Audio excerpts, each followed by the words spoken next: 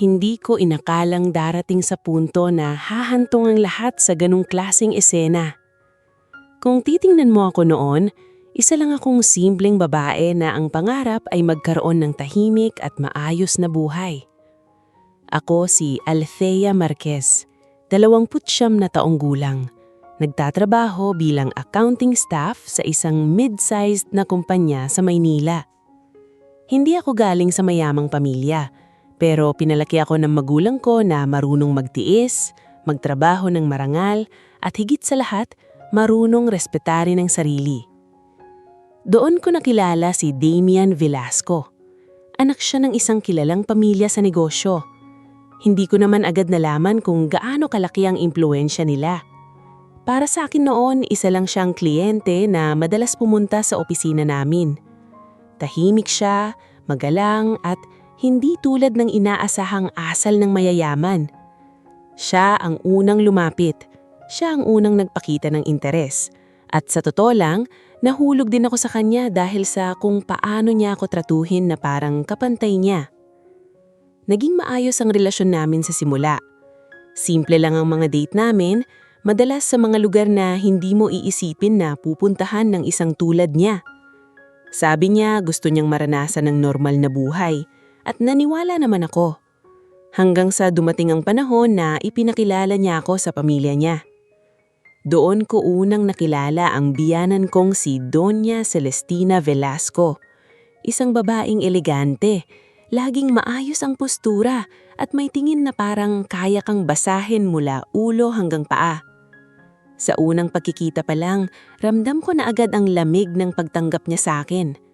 Ngumiti siya pero hindi yun umabot sa mga mata niya.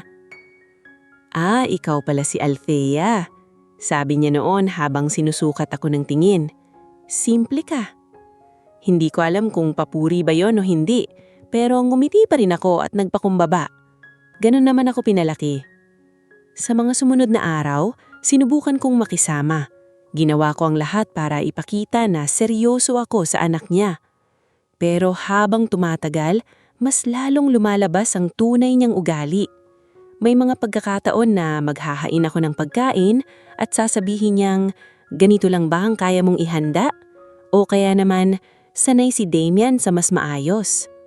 Sa tuwing maririnig ko yun, titingin ako kay Damian, umaasang may sasabihin siya para ipagtanggol ako. Pero kadalasan, ngingiti lang siya at sasabihing, "Hayaan mo na, ganyan lang talaga si Mama." Doon ko unti-unting naramdaman ang bigat. Hindi dahil sa mga salita ng biyanan ko, kundi dahil sa katahimikan ng taong inaasahan kong kakampi ko. Sa kabila ng lahat, pinili ko pa ring magtiis.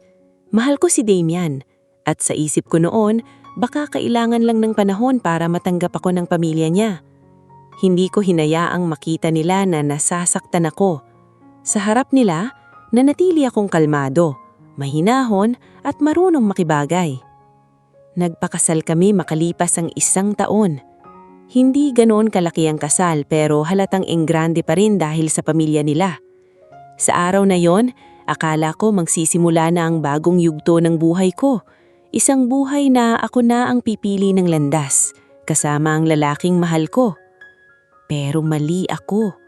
Pagkatapos ng kasal, doon ko mas lalong nakita ang tunay na kulay ng pamilya ni Damian. Mas naging madalas ang pagbisita ng biyanan ko sa bahay namin. At sa bawat pagpunta niya, may dala siyang panibagong paraan para iparamdam sa akin na hindi ako sapat. Minsan habang nagkakape kami sa salas, bigla niyang sinabing, "Alam mo Althea, hindi ko maintindihan kung anong nakita ng anak ko sa'yo. Maraming mas bagay sa kanya." Hindi ako sumagot. Tinanggap ko lang bawat salita niya, parang kutsilyong paulit-ulit na tumatama sa akin. At gaya ng dati, walang imik si Damian. Sa mga gabing mag-isa ako, doon ko lang pinapayagan ang sarili kong maramdaman ng sakit. Pero kinabukasan, babangon ako ulit na parang walang nangyari. Dahil sa isip ko, ito ang pinili kong buhay. Ang hindi nila alam, sa bawat damaan na daraan, mas lalo kong pinapatibay ang sarili ko. Tahimik lang ako, oo, pero hindi ibig sabihin nun wala akong ginagawa.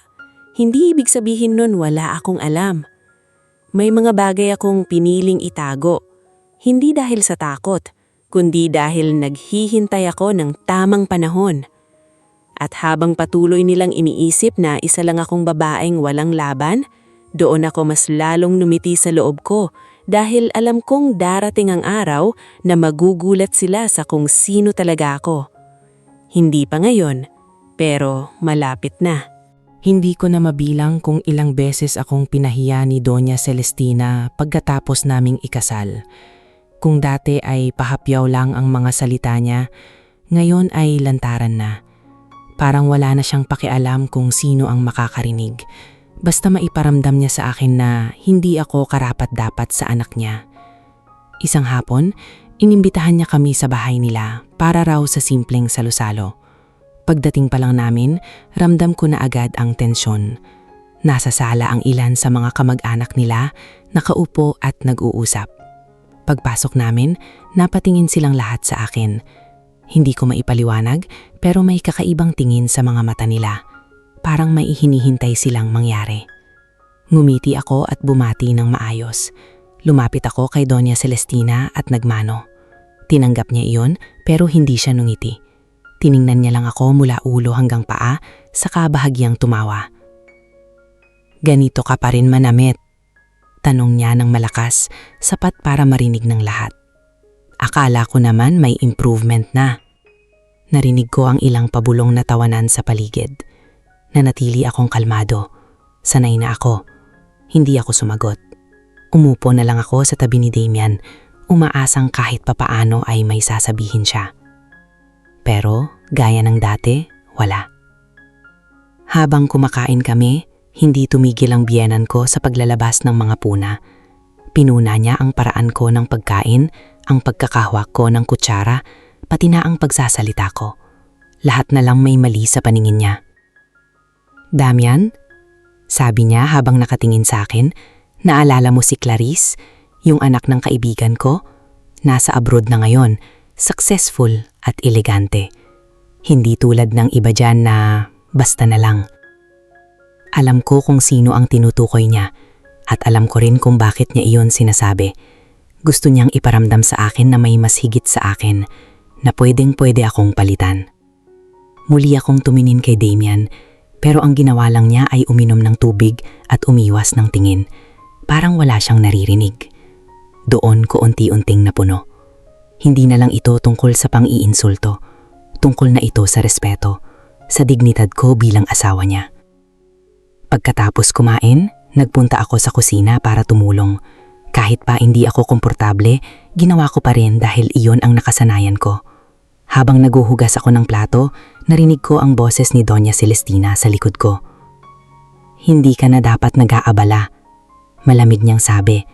"Hindi ka naman sanay sa ganitong gawain. Baka masira pa ang mga damit ko."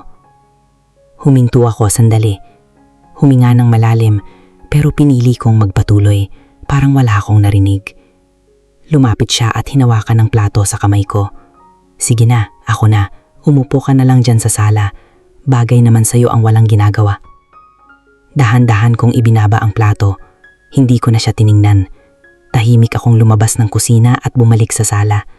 Sa bawat hakbang ko, ramdam ko ang bigat sa dibdib ko. Pagdating ko sa sala, naroon pa rin ang mga kamag-anak nila. Tahimik silang nakatingin sa akin. Parang hinihintay nila ang reaksyon ko. Pero wala akong ibinigay. Umupo lang ako, diretso ang tingin, kalmado ang muka. Sa loob ko, may kung anong nagbabago. Hindi na ito yung simpleng pagtiis lang. May kung anong bumubuo sa loob ko. Isang matibay na desisyon na hindi ko pa kayang ilabas. Pero alam kong darating ang araw na hindi na ako mananahimik. Nang gabing iyon, pag-uwi namin ni Damian, hindi ko na napigilan ang sarili ko. "Wala ka bang balak magsalita?" Tanong ko habang nakatingin sa harap niya. Napatingin siya sa akin, halatang nagulat. "Tungkol saan?" "Tungkol sa mama mo, sa kung paano niya ako tratuhin." Napabuntong hingay siya. "Althea, huwag mo nang palakihin, ganyan lang talaga siya." Napatawa ako ng mahina, pero walang saya. "Ganyan lang?" "Ipinapahiya niya ako sa harap ng pamilya niyo, Damian." Hindi naman siguro ganong kalala. Sagot niya, umiwas ulit ng tingin. Doon ko naramdaman ng isang bagay na matagal ko nang tinatago. Pagod. Pagod na ako sa sitwasyon na ako lang ang lumalaban para sa sarili ko. Hindi na ako nagsalita pa. Pumasok na lang ako sa kwarto at humiga. Nakatingin ako sa kisame habang paulit-ulit na bumabalik sa isip ko ang mga nangyari. Doon ko na-realize na hindi ko pwedeng habang-haba na ganito. Hindi ako pwedeng manatiling tahimik habang unti-unti akong binabasag ng mga taong dapat sana ay pamilya ko na. Pero hindi pa rin ako gumawa ng hakbang, hindi pa. Sa halip pinili kong magmasid, makinig at maghintay. Dahil sa likod ng katahimikan ko may mga bagay akong unti-unti inaayos, may mga hakbang akong ginagawa na hindi nila alam, at sa bawat araw na lumilipas, mas lalo akong nagiging handa. Handa sa oras na kailangan ko ng tumayo, hindi para makipag-away, kundi para ipakita sa kanila ang katotohanan. At kapag dumating ang araw na iyon, sigurado akong hindi nila kakayanin ang bigat ng malalaman nila. Lumipas ang ilang linggo matapos ang huling insidente sa bahay ng pamilya ni Damian. At sa panahong iyon, mas lalo kong naramdaman ang distansya sa pagitan namin. Hindi na kami tulad ng dati. Mas madalas siyang tahimik at mas pinipili niyang iwasan ang mga usapan na may kinalaman sa pamilya niya. Ako naman, pinili kong huwag na ring mangsimula ng argumento. Sa halip, mas lalo akong naging mapagmasid. Isang umaga, habang nagkakape kami sa dining area, bigla niyang binanggit ang tungkol sa nalalapit na family reunion ng mga Velasco. Isang malaking pagtitipon na halos lahat ng kamag-anak nila ay dadalo, kasama ang mga kaibigan sa negosyo ng pamilya. Kailangan nating pumunta, sabi niya habang hindi man lang ako tinitingnan. Mahalaga ito para kay mama. Napahinto ako sandali, pero agad ko ring itinago ang reaksyon ko. Alam kong hindi magiging madaling araw na iyon, pero may kung anong nagsabi sa akin na hindi ako dapat umatras. Sige, mahinahon kong sagot. Hindi siya nagtanong kung okay lang ba ako. Hindi niya rin ako tinanong kung gusto ko bang sumama. Para bang obligasyon lang iyon na kailangan kong sundin. Sa mga sumunod na araw, naghanda ako para sa reunion. Pinili ko ang isusuot ko ng maayos. Hindi enggrande, pero desente at presentable. Gusto kong ipakita na kahit paano, may dignidad ako sa sarili ko. Hindi ako yung taong iniisip nila na basta-basta lang. Dumating ang araw ng reunion. Ginaganap ito sa isang malaking ancestral house ng pamilya Velasco sa labas ng siyudad. Pagdating pa lang namin, kita na agad ang dami ng tao. Mga nakabihis ng elegante, may kanya-kanyang grupo at halatang mayayaman. Pagbaba pa lang namin ng sasakyan, sinalubong na kami ng isa sa mga tiyahin ni Damian. Ngumiti siya, pero ramdam kong pilit iyon. "Ah, kayo pala," sabi niya. "Nandyan na si Celestina sa loob, kanina pa kayong inihintay." Pagpasok namin sa loob, agad kong nakita ang biyenan ko. Nakatayo siya sa gitna ng sala, nakapalibot ang ilang kamag-anak niya. Nang mapansin niya kami, ngumiti siya, isang ngiting alam kong may ibig sabihin. Lumapit kami. Nagmano ako gaya ng nakasanayan. Tinanggap niya iyon, pero may kakaibang kislap sa mata niya. "Althea," sabi niya ng medyo malakas, sapat para mapansin ng mga tao sa paligid. "Buti naman at sumipot ka." Napansin kong may ilang taong napalingon, parang may hinihintay silang palabas. "Si Repo po," sagot ko, pilit na kalmado. "Family gathering po ito." Tumanggo siya, pero hindi nawawala ang ngiti niya. "Oo nga, kaya sana naman ay marunong kang makibagay." Hindi na ako sumagot. Alam kong hindi pa iyon ang simula ng plano niya. Habang tumatagal ang pagtitipon, mas lalo kong naramdaman ang kakaibang atmosphere. May mga bulong-bulong, may mga tingin na parang sinusuri ako, para bang may alam silang hindi ko pa alam. Maya-maya, tinawag ng biyenan ko ang atensyon ng lahat. Tumahimik ang buong sala. "Pwede bang sandali?" sabi niya, hawak ang baso ng alak. "May gusto lang akong sabihin." Lahat ay napatingin sa kanya, pati ako napahinto. Alam niyo naman na mahal ko ang anak ko at gusto ko lang ang best para sa kanya. Ramdam ko na kung saan papunta ang sinasabi niya. Tinitingnan ko ang mga desisyon niya sa buhay at minsan ay hindi ko maiwasang mag-alala. May ilang taong tumanggo, may iba namang nagbubulungan. Lalo na pagdating sa pagpili niyang asawa. Doon na ako tuluyang naging sentro ng atensyon. Narinig ko ang ilang pabulong komento. May iba na hindi na nga pakabait at tumingin na lang ng direkta sa akin. Althea, tawagin niya ako sa kanya. Lumapit nga ka dito. Hindi ako gumalaw agad, pero nang nakita kong nakatingin sa akin si Damian, kahit hindi siya nagsasalita, parang pinapahiwatig niyang sumunod ako. Dahan-dahan akong lumapit. Pagdating ko sa harap niya, ngumiti siya ulit.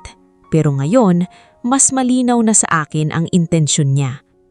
Sabihin mo nga sa kanila, ano bang ambag mo sa buhay ng anak ko? Tahimik ang buong paligid, parang naghihintay silang sagot ko. Huminga ako ng malalim, pero bago pa ako makapagsalita, siya na ulit ang nagsalita. Kasi sa totoo lang, agdag niya, hindi ko makita. May ilang tumawa, may iba namang napailing. Napatingin ako kay Damian. Umaasa ako kahit sa pagkakataong ito, magsasalita siya. Pero wala. Nakatayo lang siya sa gilid, tahimik, parang hindi siya bahagi ng esenang iyon. Doon ko naramdaman ang isang matinding kirot, hindi dahil sa mga salita ng biyenan ko, kundi dahil sa katahimikan ng asawa ko. Bumalik ang tingin ko kay Doña Celestina. Ngumiti ako, hindi dahil natutuwa ako, kundi dahil alam kong hindi pa ito ang oras. Kung wala ka nang sasabihin, patuloy niya. Mas mabuti pang umupo ka na lang at manahimik. Tumangbo ako ng bahagya, pero sa loob ko may kung anong nagbago. Hindi na ito simpleng pangiinsulto, may plano siya at ramdam ko na hindi yon ang pinakahuli. At habang bumabalik ako sa kinauupuan ko, nakita ko sa gilid ng mata ko ang isang folder na hawak ng isa sa mga tauhan nila. Isang folder na parang may laman na dokumento. At doon ko tuluyang naintindihan. Hindi lang ako pinahiya sa araw na iyon. May mas malaki pa siyang balak at malapit ko na itong harapin. Hindi pa man tuluyang humuhupa ang tensyon sa loob ng bahay, napansin kong may senyas ang biyenan ko sa isa sa mga tauhan nila. Yung folder na nakita ko kanina, dahan-dahang dinala papalapit sa amin. Tahimik ang paligid, pero ramdam ko ang bigat ng bawat tingin ng mga taong nakapalibot. Tumigil siya sa harap ko at iniabot ang folder kay Doña Celestina. Kinuha niya iyon ng may kumpiyansa, saka dahan-dahang binuksan. Parang sinasadya niyang patagalin ang bawat galaw para mas lalo akong kabahan sa paningin ng iba. Alam mo, Althea? Sabi niya habang hindi pa rin inaalis ang tingin sa laman ng folder. Matagal ko nang pinag-iisipan ito. Hindi ako basta gumagawa ng desisyon ng walang basehan. Hindi ako nagsalita. Nakatingin lang ako sa kanya, tahimik, pero alerto sa bawat kilos niya. Di ko na kayang panoorin na nasasayang ang buhay ng anak ko. Dagdag niya, sa kanya tuluyang inilabas ang isang dokumento at ipinakita sa akin. Hindi ko na kailangang basahin pa para malaman kung ano iyon. Divorce papers. Ramdam ko ang bahagyang paggalaw ng mga taong sa paligid. May mga nagbulbong, may mga nagulat, pero karamihan ay nanatiling tahimik. Parang inaabangan nila kung ano ang susunod na mangyayari. Pipirma ka dito, diretsyong sabi niya, sabay lapag ng papel sa mesa sa harap ko. Napatingin ako sa papel, tapos sa kanya. Wala akong makitang kahit katiting na pagdadalawang isip sa mukha niya. Parang matagal na niya itong pinlano. Mas mabuti nang matapos na ito. Hindi ka bagay sa pamilya namin. At alam kong hindi mo kayang ibigay ang buhay na nararapat para kay Damian. Muli kong hinanap ang tingin ng asawa ko. Nakatayo pa rin siya sa gilid, tahimik, walang emosyon. Parang hindi siya ang pinag-uusapan. Parang hindi siya ang dapat magsalita sa sitwasyong iyon. Damian? Mahinam tawag ko, pero sapat para marinig niya.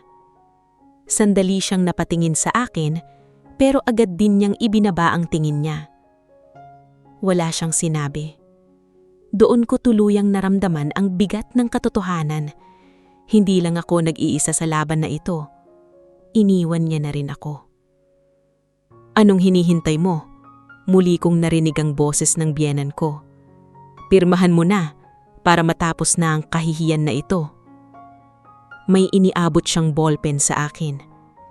Kita ko ang bahagyang ngisi sa labi niya. Parang sigurado na siya sa magiging reaksyon ko.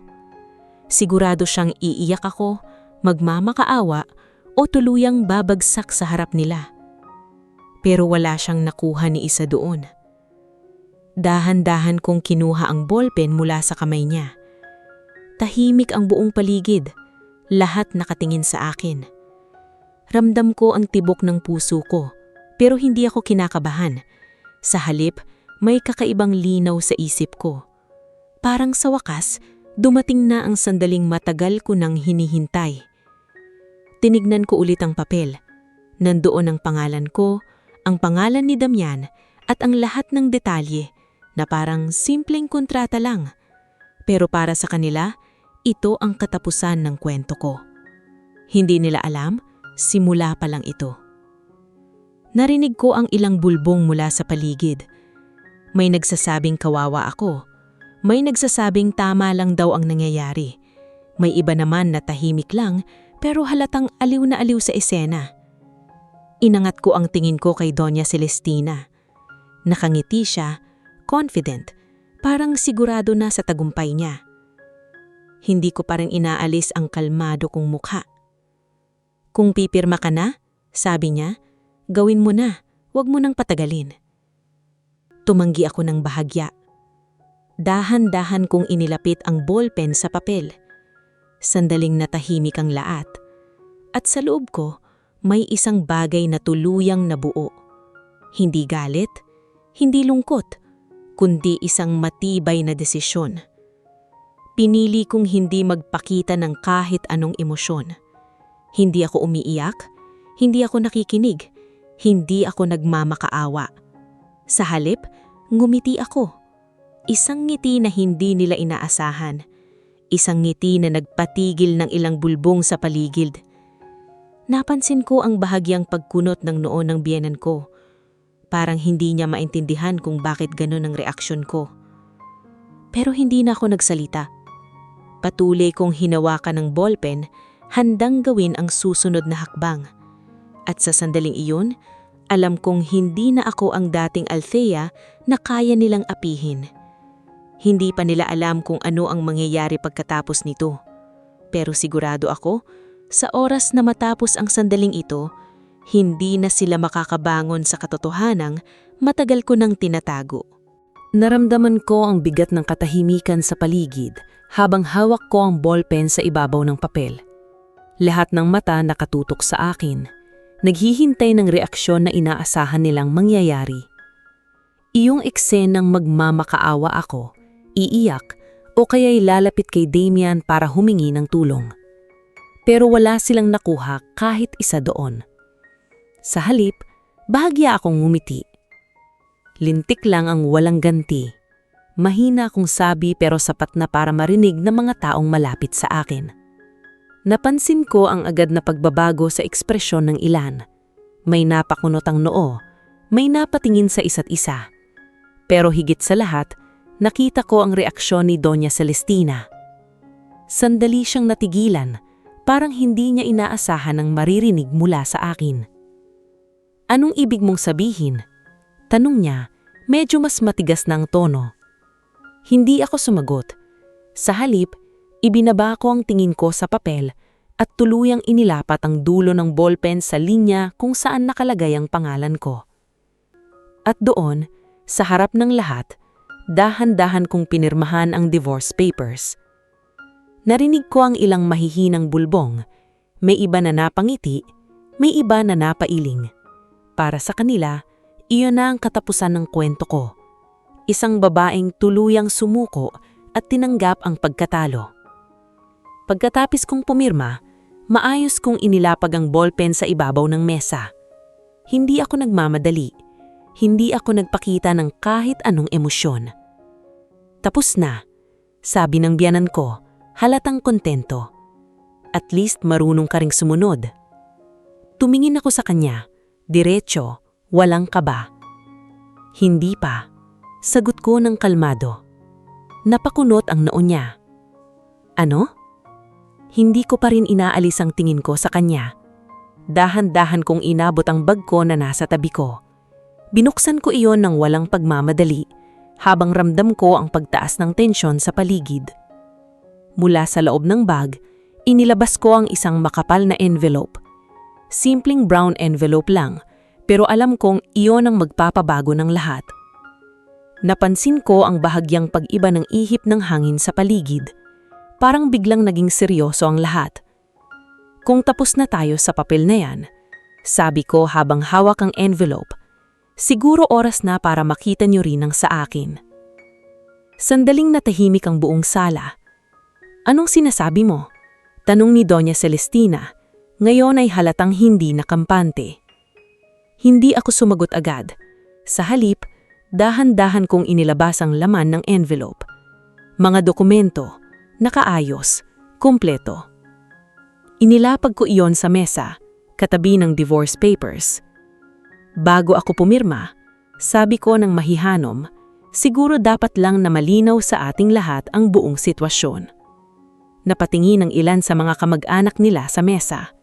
May mga tumayo pa para mas makita ng maayos ang mga papel.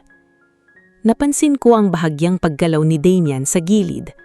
Parang gusto niyang lumapit pero hindi niya alam kung paano. Anong klaseng drama na naman ito? Matigas na tanong ng biyanan ko. Ngumiti lang ako ng bahagya. Hindi na yung ngiting nagtatago ng sakit. Iba na yon, mas kalmado, mas sigurado. Hindi ito drama, katotohanan. Dahan-dahan kong itinulak ang mga dokumento papalapit sa kanya. Basahin mo. Sandaling nag-alinlangan siya, pero dahil na rin sa dami ng nakatingin, kinuha niya ang mga papel. Isa-isa niyang tiningnan ng laman, habang ang ibang tao sa paligid ay sinusubok sang sumilip. Habang ginagawa niya iyon, nanatili akong tahimik.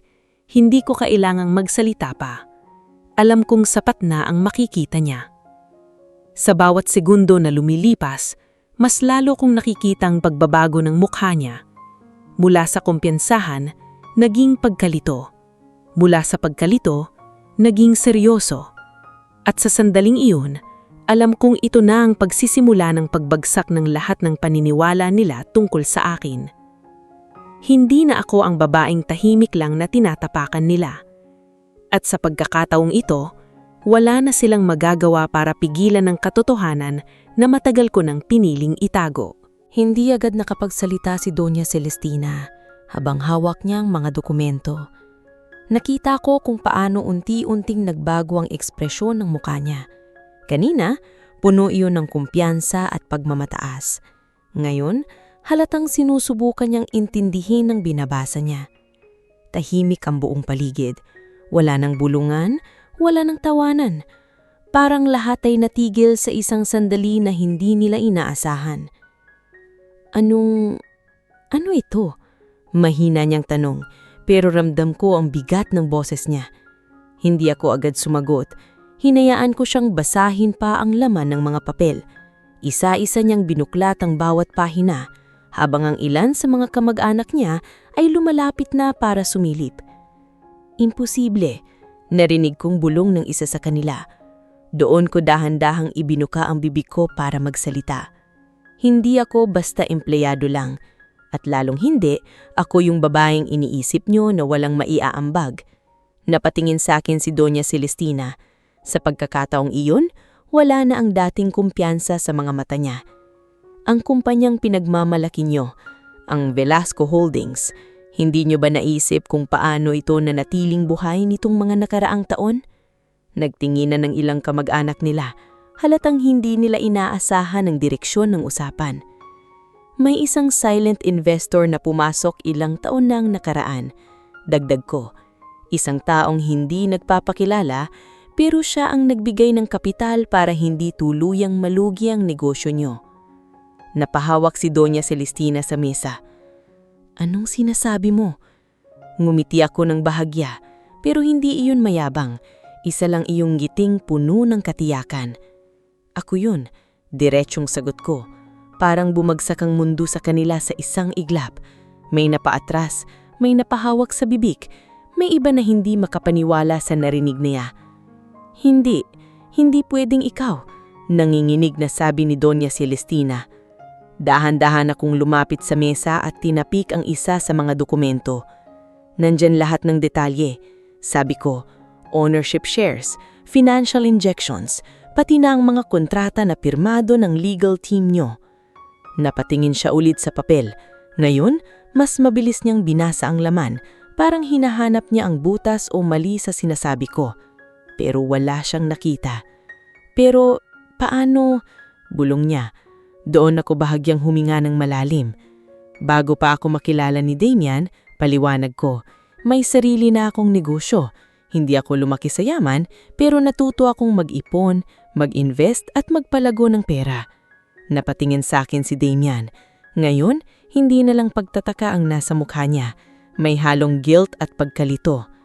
Hindi ko sinabi sa iyo, direkta kong sabi sa kanya, kasi gusto kong makilala mo ako bilang ako. Hindi dahil sa kung ano ang meron ako. Tahimik lang siya, hindi makasagot. Ilang taon ko ring pinanood kung paano niyo ako tratuhin. Araw-araw pinili kong manahimik, hindi dahil mahina ako, kundi dahil hinihintay ko kung hanggang saan kayo aabot. Hindi na siya makatingin ng diretso sa akin. Akala niyo wala akong alam, akala niyo wala akong kakayahan, pero ang totoo, ako ang isa sa mga dahilan kung bakit nandyan pa rin ang negosyo niyo ngayon. Tahimik ang buong paligid, ramdam ko ang bigat ng bawat salitang lumalabas sa bibig ko. Ngayon, naiintindihan niyo na siguro kung bakit hindi ako natakot pumirma kanina. Napatingin siya sa divorce papers, saka sa mga dokumento ko. Parang doon pa lang niya tuluyang na-realize ang buong sitwasyon. Hindi mo kami pwedeng... Nagsimula siya, pero hindi niya natapos. Hindi ko sila pinatapos. Hindi ko kayo tinatakot. Mahinaong kong putol. Ipinapakita ko lang ang katotohanan. Dahan-dahan akong umatras ng isang hakbang. Pinapahinga ang sarili ko matapos ang lahat ng sinabi ko. Sa loob ng mahabang panahon, pinili kong maging tahimik. Pero hindi ibig sabihin nun, wala akong kakayahang lumaban. Napatingin ako sa lahat ng tao sa paligid. Ngayon, iba na ang tingin nila sa akin. Wala na yung pagmamaliit. Napalitan niyon ng pag-iingat. At sa sandaling iyon, alam kong tuluyan ang nagbago ang lahat. Hindi na nila kayang apihin. Hindi na nila kayang maliitin. At higit sa lahat, hindi na nila kayang baliwalain ang katotohanan na matagal ko nang tinatago. Nanatiling mabigat ang katahimikan sa loob ng sala matapos kong ilahad ang lahat.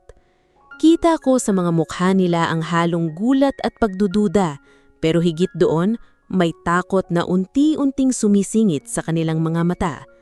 Yung mga taong kanina lang ay kampante sa paghusga sa akin, ngayon ay tila nag-iingat na sa bawat kilos at salita. Dahan-dahan kong inuubsan ng sarili ko, pero hindi ako nagpakita ng kahit anong pagkapagod. Sa halip, pinanatili ko ang kalmado kong anyo habang pinagmamasdan ang reaksyon nila. Hindi to pwedeng mangyari. Halos pabulong na sabi ni Doña Celestina habang hawak pa rin ang mga dokumento. Sigurado akong may mali dito. Bahagya akong ngumiti. Matagal niyo nang hawak ang mga papeles na yan. Sagot ko. Hindi lang kayo nagtanong kung sino ang nasa likod. Napatingin ng ilan sa mga kamag-anak niya sa isa't isa, halatang unti-unti nilang pinagdudugtong ang mga bagay na dati nilang hindi pinapansin. Bakit mo ginawa ito? Tanong ni Damian. Sa wakas ay nagsalita rin. Mabigat ang boses niya, puno ng pagkalito. Bakit mo itinago sa akin? Tinignan ko siya ng diretsyo. Hindi na ako umiwas ng tingin tulad ng dati. Dahil gusto kong makilala mo ako bilang ako, hindi dahil sa pera, hindi dahil sa posisyon, Pero sa huli, parang hindi rin naging sapat yon. Hindi siya nakasagot. Kita ko ang pagsisisi sa mukha niya, pero hindi na iyon sapat para baguhin ang nangyari. Ilang taon ko kayong pinanood, pagpapatuloy ko habang ibinabalik ko ang tingin ko sa buong sala. Hindi lang ikaw, Damian, pati kayong lahat. Nagkaroon ng bahagyang paggalaw sa paligid, parang hindi sila komportable sa direksyon ng usapan. Sa bawat pagtawa niyo sa akin, sa bawat pangiinsulto, sa bawat pagkakataong ginawa niyo akong maliit, dagdag ko, pinili kong manahimik, hindi dahil mahina ako, kung hindi dahil gusto kong makita kung hanggang saan ang kaya niyong gawin. Napayo ko ang ilan, yung iba naman umiwas ng tingin. Akala niyo wala akong alam. Sabi ko, akala niyo wala akong kakayahang tumayo para sa sarili ko. Pero ang totoo, araw-araw ko kayong pinapakinggan. Araw-araw kong tinatandaan ang lahat ng ginawa niyo. Napahawak si Doña Celestina sa dibdib niya. Tila hindi niya matanggap ang mga naririnig niya. Hindi kita kilala. Mahina niyang sabi. Tama ka, hindi niyo ako kilala. Dahil pinili niyong husgahan ako base sa kung ano ang nakikita niyo sa labas. Sandali akong tumimik, hinayaan kong lumubog sa kanila ang bawat salita ko. Hindi ako lumaki sa yaman, pero natuto akong magtrabaho, natuto akong mag-ipon, natuto akong mag-risk, at higit sa lahat, natuto akong hindi umasa sa kahit sino para mabuhay. Napatingin ako sa mga dokumento sa mesa. Yung investment ko sa kumpanya niyo, dagdag ko, hindi yun aksidente. Sinuri ko ang negosyo nyo. Nakita ko ang potensyal, pati na rin ang mga problema. Pinili kong tumulong kahit hindi nyo ako kilala. Tahimik ang lahat. Ngayon, hindi na lang sila nakikinig. Pinoproseso na nila ang lahat ng sinasabi ko. Hindi ko ginawa yun para sa inyo, direksyong sabi ko. Ginawa ko yun dahil naniniwala ako na may halaga ang negosyo. Pero hindi ibig sabihin nun, papayagan kong apiin niyo ako habang ako ang tumutulong sa inyo. Doon ko napansin ang tuluyang pagbagsak ng postura ni Doña Celestina. Kanina matikas siya, ngayon parang unti-unti siyang nawawalan ng lakas. At ngayon, sabi ko habang nakatingin sa kanya, naiintindihan niyo na siguro kung bakit hindi ako natakot sa ginawa niyo kanina. Wala siyang maisagot. Tumingin ako kay Damian sa huling pagkakataon. Pinili kong mahalin ka ng totoo, sabi ko sa kanya, pero hindi ko kayang mahalin ng isang taong hinayaan akong tapakan ng sarili niyang pamilya. Napapikit siya sandali pero hindi siya nagsalita. Ibinalik ko ang tingin ko sa lahat. Hindi ito paghihiganti, dagdag ko. Ito ay paglalabas lang ng katotohanan na matagal niyong binaliwala. At sa sandaling yun, ramdam ko ang tuluyang pagbaliktad ng lahat. Hindi na ako ang babaeng nakatayo sa gitna ng pangiinsunto. Ako na ngayon ang may hawak ng katotohanan at sila ang unti-unting nabubunyagang tunay na kulay sa harap ng lahat. Hindi ko inaasahan ang sumunod na nangyari, pero sa totoo lang, hindi na rin ako nagulat. Habang nakatingin si Doña Celestina sa mga dokumento, napansin ko ang unti-unting pag-uga ng mga kamay niya. Yung babaeng kanina lang ay matapang at puno ng pagmamataas, ngayon ay parang nawala ng direksyon. Bigla siyang napahawak sa gilid ng mesa, saka dahan-dahang lumuhod sa harap ko. Nagkaroon ng sabayang hingang malalim ang mga tao sa paligid. Halos lahat na paatras, hindi makapaniwala sa nasasaksihan nila. Althea, nanginginig niyang sabi habang nakatingala sa akin. Hindi ko alam na ikaw. Tahimik lang ako. Hindi ako gumalaw. Hindi ako nagsalita. Patawarin mo ko, dagdag niya. Ngayon ay tuluyan ng bumigay ang boses niya. Hindi ko sinasadya. Hindi ko alam ang totoo. Ramdam ko ang bawat tingin ng mga taong nakapaligid sa amin. Kanina, ako ang sentro ng panghuhusga nila. Ngayon, ako na ang tinitingala nila at siya ang nasa ibabaw. Pero sa loob ko, wala akong naramdamang saya. Tanging katahimikan lang. Lumapit si Damian, halatang hindi na rin niya kayang manatiling tahimik. Althea, please, sabi niya habang nakatingin sa akin, puno ng pagsisisi ang mga mata. Hindi ko alam na ganito ang mangyayari. Pwede pa nating ayusin to. Tiningnan ko siya ng diretsyo. Hindi na ako umiwas. Hindi mo alam? Tanong ko ng mahinahon. O pinili mong hindi malaman? Hindi siya nakasagot. Sa bawat pagkakataon na pinahiya ako ng mama mo, nandun ka. Sa bawat insulto, sa bawat tawa nila sakin, tahimik ka lang. Napayuko siya. Wala siyang maibigay na dahilan. Hindi mo ako ipinaglaban. At ngayon, gusto mong ayusin natin? Tahimik ang buong paligid. Walang gustong sumingit sa usapin. Dahan-dahan akong umatras ng isang hakbang mula kay Doña Celestina na nakaluhod pa rin sa harap ko. Hindi ako nandito para magpatawad agad. At lalong hindi ako nandito para bumalik sa dati. Tiningnan ko ang divorce papers na nasa mesa. Pinirmahan ko na ang papel at hindi ko yun babawiing. Napatingin si Damian sa papel saka sakin. Kita ko ang sakit sa mukha niya pero hindi na ako naaapektuhan tulad ng dati. Althea, please, muli niyang sabi. Pero this time, mahina na. Parang wala na siyang lakas. Umiling ako. Matagal na akong nawala sa relasyon na ito. Ngayon ko lang pinili na tuluyan ng umalis. Tumayo ako ng maayos, inayos ang suot ko at humarap sa lahat. Hindi ko kailangan ng kahit anong meron kayo. Hindi ko kailangan ng pangalan nyo, ang yaman nyo o ang koneksyon nyo. Tiningnan ko si Doña Celestina na nakaluhod pa rin. Ang kailangan ko lang, sabi ko, ay respeto. At yun ang bagay na hindi nyo kayang ibigay. Dahan-dahan siyang napahikbi, pero hindi na ako lumapit. Hindi na ako ang babaeng lalapit para umintindi. Hindi na ako yung mag-a-adjust para sa kanila. Tiningnan ko ang paligid sa mga kamag-anak nila na ngayon ay tahimik na, walang masabi, walang magawa. Ngayon nyo lang nakita kung sino talaga ako, pero hindi ibig sabihin nun may karapatan na kayo sa akin.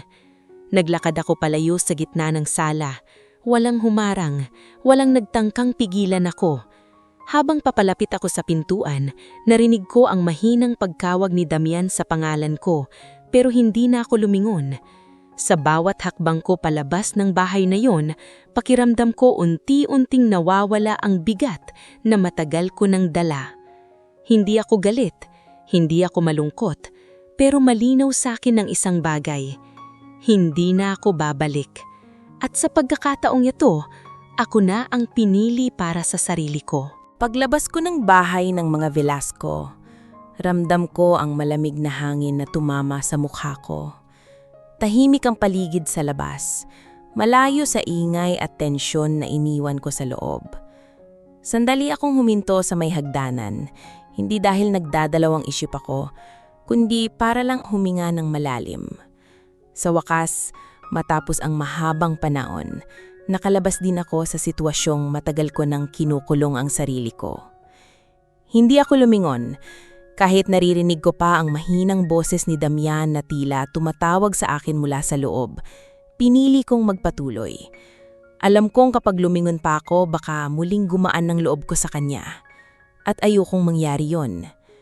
Habang naglalakad ako papunta sa sasakyan ko, malinaw sa isip ko ang susunod kong gagawin. Hindi na ito basta emosyon lang. Ito ay desisyon na pinag-isipan ko ng matagal. Pagka-uwi ko sa kondo ko, agad kong hinubad ang sapatos ko at umupo sa sofa. Tahimik ang buong lugar.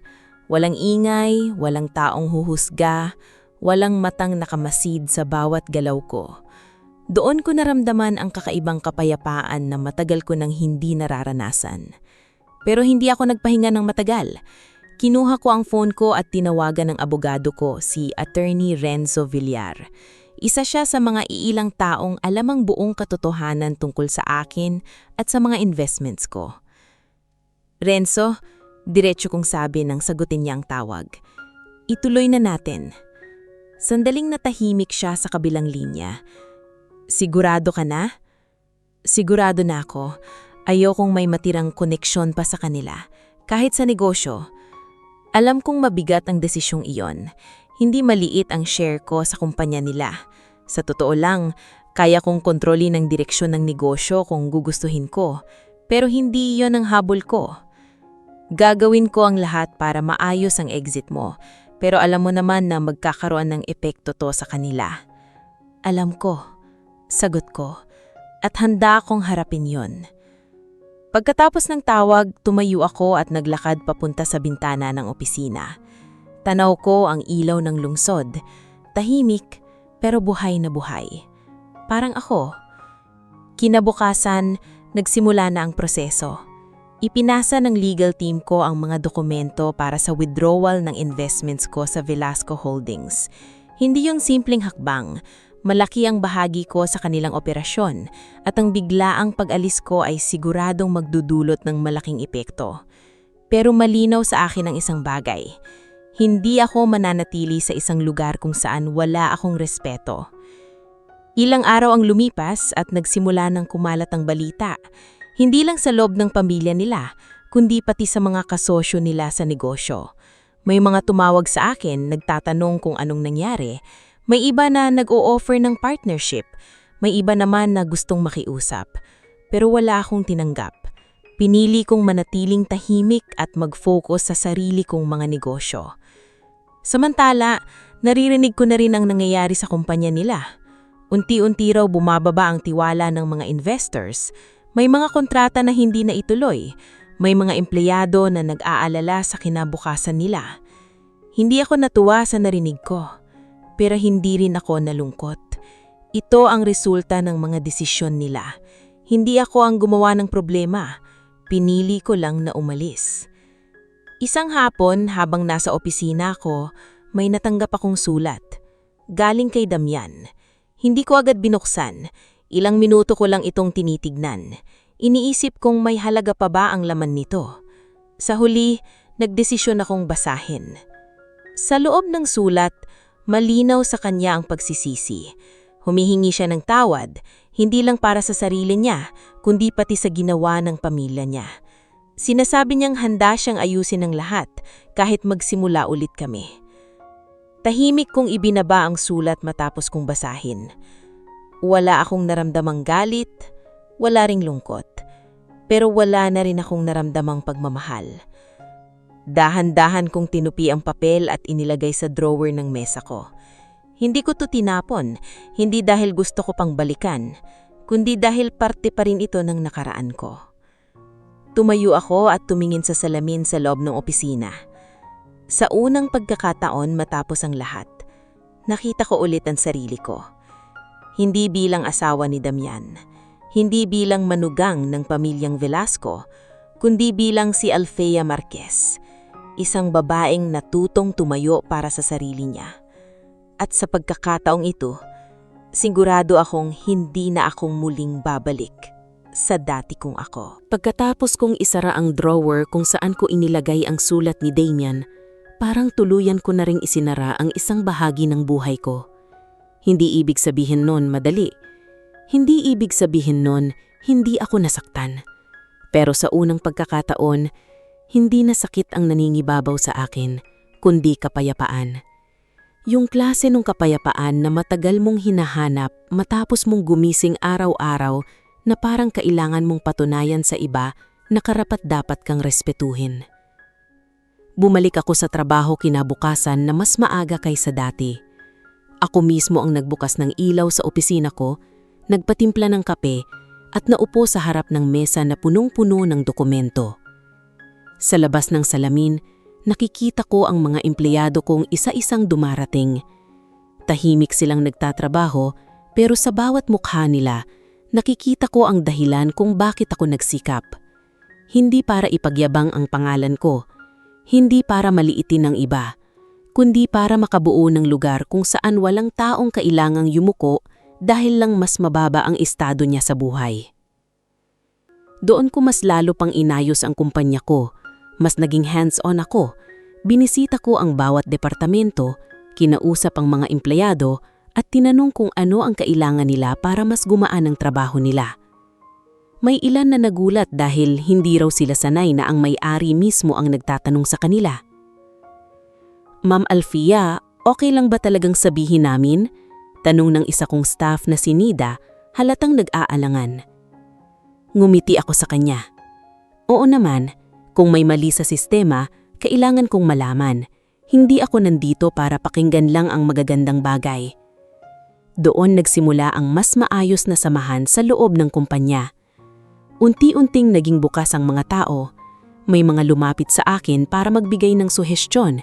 May nagkwento ng problema at may ilang umamin na dati raw ay takot silang magsalita sa mga boss nila. Pinakinggan ko sila dahil alam ko ang pakiramdam ng hindi pinakikinggan. Habang lumilipas ang mga linggo, mas lalo pang lumago ang negosyo. May mga dating kasosyo ng Velasco Holdings na lumapit sa akin, hindi para makisawsaw sa nangyari, kundi dahil nakita nilang mas matatag at mas malinaw ang direksyon ng kumpanya ko. Hindi ko sila agad tinanggap. Sinuri ko ang bawat alok, bawat kontrata, bawat taong gustong makipagtrabaho sa akin. Natuto na ako, hindi lahat ng nakangiti ay kakampi, hindi lahat ng may magandang salita ay may mabuting intensyon. Kumalat din ang kwento ng nangyari sa reunion. Hindi ko alam kung sino ang naglabas, pero isang araw, bigla na lang akong nakatanggap ng mga mensahe mula sa mga babaeng hindi ko kilala. May nagsabing napanood daw nila ang maikling video na kumalat sa social media. May nagsabing pareho raw sila ng karanasan, inaapi ng pamilya ng asawa, pinapahiya dahil mahirap, pinapatahimik dahil babae. Hindi ko sinagot lahat. Pero binasa ko ang ilan at sa bawat mensahe, naramdaman ko na hindi lang pala ako ang may gantong sugat. Isang gabi habang mag-isa ako sa bahay, binuksan ko ang isang mensahe mula sa babaeng nangangalang Ruth. Sabi niya, "Ma'am Alfia, salamat ko. Dahil sa kwento nyo, naisip kong hindi pala mali ang ipaglaban ng sarili ko." Matagal kong tinitigan ng mensaheng iyon. Hindi ko inaasahan na ang pinakamasakit na bahagi ng buhay ko ay magiging lakas para sa iba. Doon ko naintindihan na minsan, hindi mo kailangang maghanggang ng maingay. Minsan, sapat na ang tumayo ka ng buo para makita ng iba na kaya rin nila. Hindi na ako bumalik sa lumang bahay namin ni Damian. Pinakuha ko na lang ang ilang personal kong gamit. Wala akong kinuha na kahit anong mamahalin na galing sa kanila. Hindi alahas, hindi bag, hindi regalo, iniwan lahat. Ang dinala ko lang ay ilang litrato, lumang notebook at ang sarili kong pangalan. Sa mga sumunod na buwan, mas naging payapa ang buhay ko. Hindi perpekto, pero totoo. May mga gabing naaalala ko pa rin ang mga salitang binitawan ni Doña Celestina. May mga pagkakataon na naiisip ko pa rin kung paano sana nagbago ang lahat kung pinili lang ni Damian na ipagtanggol ako. Pero hindi ko na hinahayaang lamunin ako ng mga tanong na iyon. Dahil ngayon, hindi na ako naghihintay ng pagpili ng iba. Ako na ang pumipili para sa sarili ko. At kung may isang bagay akong natutunan sa lahat ng nangyari, iyon ay hindi kailangang maingay ang isang babae para mapatunayan ang halaga niya. Minsan, sapat na ang tahimik siyang bumangon, umalis sa lugar na hindi siya inirespeto, at ipakita sa mundo na kaya niyang mabuhay nang hindi nakayuko. Lumipas ang ilang buwan na halos hindi ko na binabalikan ng nakaraan. Nakasanayan ko na ang tahimik na umaga sa kondo ko, ang maagang pagpasok sa opisina at ang pag-uwi na pagod pero buo ang loob. Hindi na ako umaasa sa kahit sinong magbibigay sa akin ng halaga dahil alam ko na kung paano iyon ibigay sa sarili ko. Sa loob ng panahong iyon, marami akong narinig tungkol sa pamilya Velasco. Hindi na tulad ng dati ang estado ng negosyo nila. May mga proyekto na naantala, may mga kasosyo na umatras, at may mga empleyadong umalis dahil sa kawalan ng direksyon. Hindi ako natuwa sa balita pero hindi rin ako nagulat. Alam kong darating sila sa puntong iyon dahil sa mga desisyong pinili nilang gawin. Isang hapon, habang nasa opisina ako at inaayos ang ilang kontrata, may kumatok sa pinto. Pagpasok ng sekretary ko, may hawak siyang isang sobre. "Ma'am, may nag-iwan po nito sa lobby para raw sa inyo," sabi niya. Tinanggap ko ang sobre at agad kong napansin ang sulat kamay sa harap. Pamilyar. Hindi ko na kailangang hulaan kung kanino galing. Pagkaalis niya, sandali kong tinitigan ng sobre bago ko ito binuksan. Sa loob, isang liham mula kay Damian. Dahan-dahan ko itong binasa. Sa bawat linya, malinaw ang pagsisisi niya. Ikinwento niya kung paano bumagsak ang kumpanya nila matapos kong umalis. Hindi raw niya lubos maisip na ganun kalaki ang epekto ng pagkawala ko. Hindi lang sa negosyo, kundi pati sa pamilya nila. Sinabi rin niya na si Doña Celestina ay nagkasakit at madalas daw banggitin ang pangalan ko. Paulit-ulit na humihingi ng tawad kahit wala ako sa harap niya. Humingi siya ng pagkakataon, hindi para ibalik ang dati, kundi para kahit papaano ay maitama ang mga pagkakamali nila. Sinabi niya na handa siyang tanggapin kung hindi ko siya babalikan, pero umaasa siyang mapapatawad ko sila. Tahimik kong tinupi ang liham matapos kong basahin. Hindi na ako nasaktan sa mga salitang iyon. Hindi na rin ako nagalit. Pero hindi rin ako nakaramdam ng pagnanais na bumalik. Tumayo ako at lumapit sa bintana. Tanaw ko ang lungsod na unti-unting nilalamon ng dapit hapon. Sa refleksyon ng salamin, nakita ko ang sarili ko. Mas kalmado, mas buo at mas malinaw ang tingin sa buhay. Hindi ko maitatanggi na may bahagi sa akin na naaawa sa kanila. Hindi dahil gusto kong balikan ng lahat, kundi dahil alam ko kung gaano kahirap matutong humingi ng tawad, lalo na kung sanay kang ikaw ang nasa itaas. Pero alam ko rin ang katotohanan. May mga bagay na kahit patawarin mo, hindi na pwedeng balikan. Umupo ako muli sa mesa ko at kinuha ang isang malinis na papel. Hindi ko kailangan ng mahabang sulat. Hindi ko kailangan ng maraming paliwanag. Sumulat ako ng simple. Pinapatawad ko kayo, pero hindi na ako babalik. Iyon lang, hindi ko na dinagdagan, hindi ko na pinahaba, dahil sapat na iyon para iparating ang gusto kong sabihin. Inilagay ko ang liham sa sobre at ipinahanda sa sekretary ko para ipadala. Pagkatapos noon, bumalik ako sa trabaho ko na parang walang nangyari. Hindi dahil wala itong halaga, kundi dahil tapos na ako sa bahaging iyon ng buhay ko. Sa mga sumunod na araw, mas lalo kong naramdaman ang gaan ng pakiramdam ko. Walang bigat, walang galit, walang tanong na bumabagbag sa isip ko. Natutunan kong ang pagpapatawad ay hindi para sa kanila, kundi para sa sarili ko. Hindi ko kailangang ibalik ang sarili ko sa lugar kung saan ako nasaktan para mapatunayan na kaya kong magpatawad. Minsan ang pinakamalakas na desisyon ay piliin ang sarili mo kahit pa nangangahulugan iyon ng tuluyang paglayo. Sa huling pagkakataon na inisip ko si Damian, hindi na ako nalungkot. Ngumiti lang ako ng bahagya. Dahil sa kabila ng lahat, natutunan ko ang pinakamahalagang aral. Ang tunay na halaga ng isang tao ay hindi nasusukat sa yaman, sa pangalan o sa estado sa buhay, kundi sa kung paano niya pinapahalagahan ng sarili niya at ang respeto na hindi niya hahayaan na basta na lang kunin ng iba. At sa pagkakataong ito, alam kong hindi na ako kailanman babalik sa pagiging babaeng tahimik na tinatapakan.